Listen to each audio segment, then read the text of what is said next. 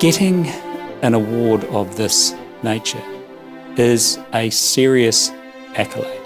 It is an accolade that is matched in many other parts of the world, and particularly in the Commonwealth. But it is a special event. It is an event that recognises determination, commitment, perseverance, compassion, and also that contribution to our society, which is very special. Our Royal Honours system is steeped in history and tradition. From 1848 to 1975, we were part of the British-based system. The highlight of the 1953-54 Royal Tour of New Zealand was an investiture ceremony conducted by a young Queen Elizabeth. It's a gala day for the capital. At the Town Hall, the Queen honours 130 North Islanders. First, the Chief Justice, the Honourable Harold Barraclough, for services to law and public bodies. He rises Sir Harold Barraclough. The former commander of the New Zealand 3rd Division in the Pacific Theatre of War, equally distinguished in civil life, receives insignia of a Knight Commander of the Order of St. Michael and St. George. Until the present royal tour, these ceremonies had never before been filmed.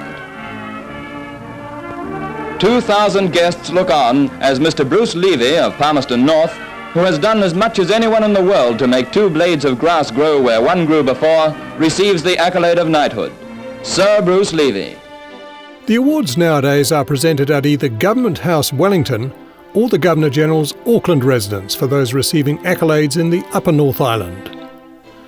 A fully Indigenous honours system was adopted in 1996 when the New Zealand Order of Merit was introduced. Participating in the investiture ceremonies, as I do, is the singular most important event that I run as a Governor-General on behalf of Her Majesty.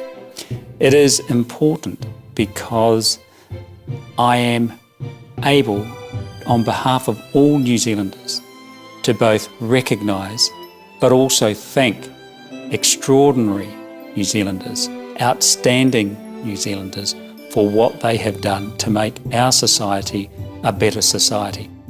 Our highest award is still the Victoria Cross, awarded recently to Corporal Willie Apiata for extreme bravery under fire rescuing a wounded comrade in Afghanistan. The Order of New Zealand comes next, with its ordinary membership restricted to just 20 living persons.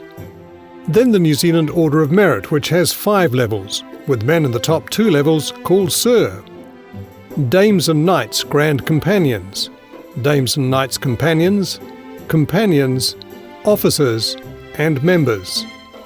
And the Queen's Service Order and Queen's Service Medal, designed to recognise community and public service. New Zealand's honours system also includes a series of gallantry and bravery awards.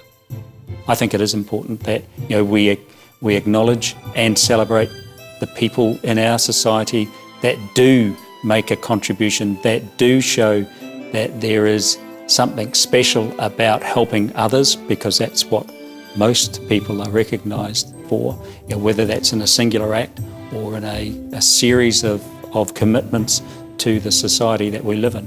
I think it's really important. The awards are presented by Her Majesty's representative in New Zealand, His Excellency the Governor-General.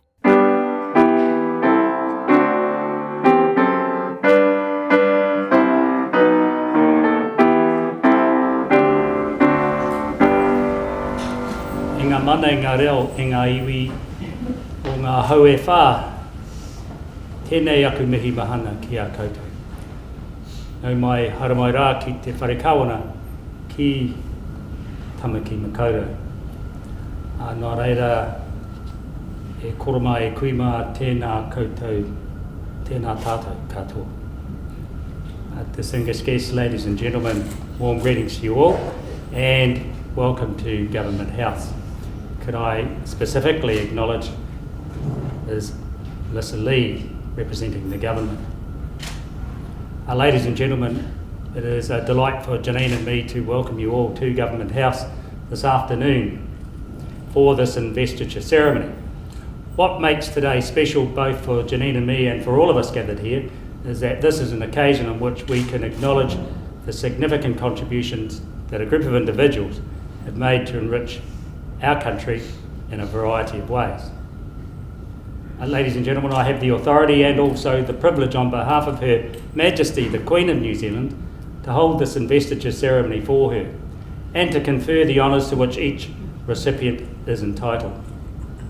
Those being honoured today have rendered outstanding service to the people of New Zealand and therefore to the Crown, and it is appropriate that they're acknowledged in this way. Ladies and gentlemen, after each of the recipients has been honoured, I invite you to join with me in congratulating them for their service to our country. Without further ado, Mr. Hubert Humphrey will summon the recipients and read a citation for each person.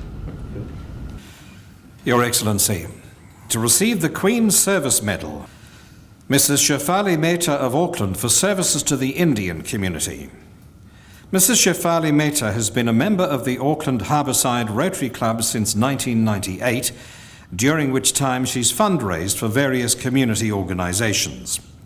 She's been involved with Rotary at the district level, and under her leadership as president, the club raised $106,890 for Starship Hospital and Auckland Medical Research Foundation. She's the National Secretary of the Global Organisation of People of Indian Origin, GoPO New Zealand, and is a member of the committee which organises an annual convention on family violence. Since 2007, she's been a volunteer for the Bharatiya Samaj Charitable Trust.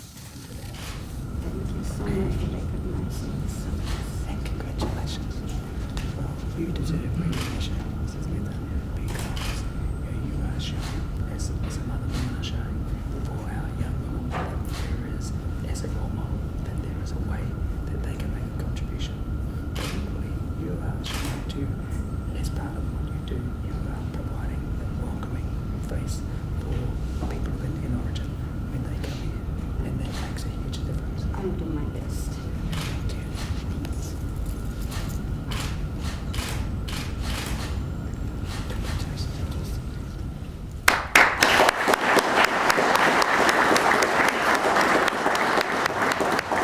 Your Excellency, the investiture is concluded.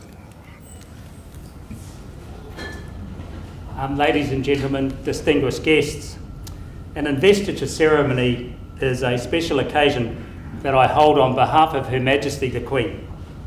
It is an occasion that I am able to, as the Governor-General, and on behalf of all New Zealanders, to recognise and thank an extraordinary group of people for what they've done to make ours a better society. I think it is important that we acknowledge and celebrate the people who make a contribution to our society, people who show that there is something special about making a contribution and about helping others, whether that's in a singular act or through a series of commitments. Receiving an award of this nature is a most notable accolade. It recognises determination, commitment and compassion, and the contribution to our society that each individual has made. To you recipients, we have been privileged to hear your stories. You have set fine examples which inspire, encourage and motivates others. In your own way, each of you has promoted something that is important to we New Zealanders. The ceremony this afternoon has recognised people who have worked in our communities. They've worked tirelessly to ensure that we have the advantages, the protections and the facilities, material and intellectual, to achieve our potential in the field that we choose to follow. This they've done in sharing, in rugby, in health, in other sport, in science, education and the environment, and in services to the state and in our Māori, Pacifica and Indian communities, and for disabled women. With that said, I could think of no better phrase to sum up your qualities and your stories than the words of Leonardo da Vinci when he reflected on the determination and drive that it takes to make a difference. He said, "It had long since come to my attention that people of accomplishment rarely sat back and let things happen to them. They went out and happened to things." You recipients, your vision, your character and your commitment have brought us together today. Your contribution and Your individual and collective successes have enriched the cultural, the social and the economic fabric of Aotearoa, New Zealand. And so on behalf of the Queen of New Zealand and all New Zealanders, I congratulate you on your achievements. Ladies and gentlemen, we're almost to the end of the formal part of the ceremony. There are a couple of things that I'd like to do before we do finish and before you come forward and join with those you are here supporting. The first is that we have acknowledged each of the recipients individually. I invite you to join with me in congratulating and thanking them for their service collectively.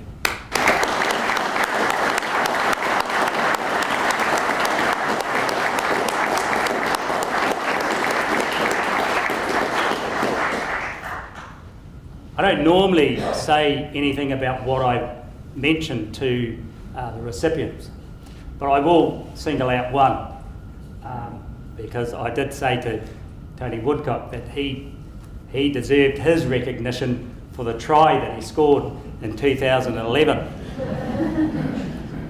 But each one of our recipients today has not only provided their example and their commitment and their service through a whole range of activities in their chosen field, but there will be, for each one of them, one thing that will be special to them, to their family and those who are here supporting them. So again, thank you to the recipients.